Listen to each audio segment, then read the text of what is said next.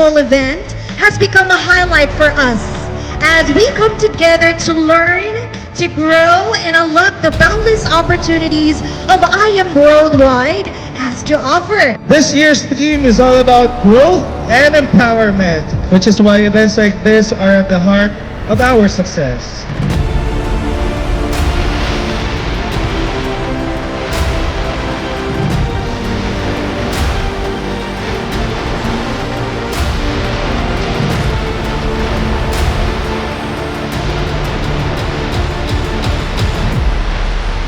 Ano ba yung vision?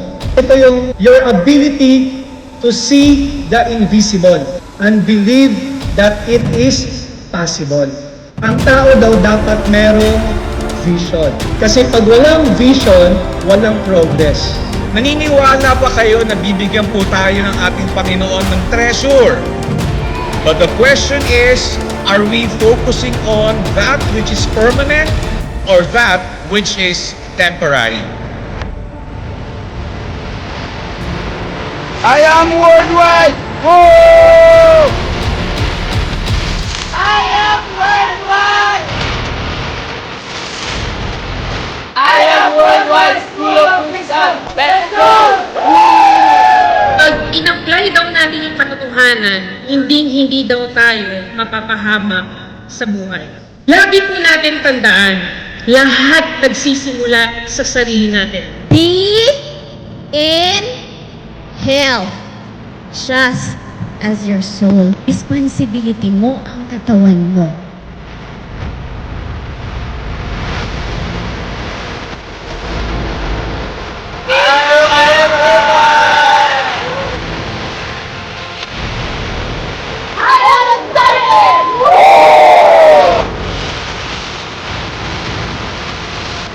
Kaya tinawag itong I am School of Wisdom kasi yung wisdom, ito yung application. Naway, pag uwi nyo dito, maging wisdom sa inyo ito.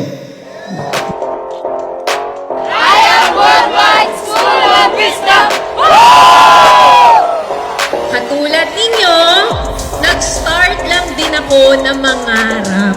At dahil nangarap po tayo, nagkaroon tayo ng result.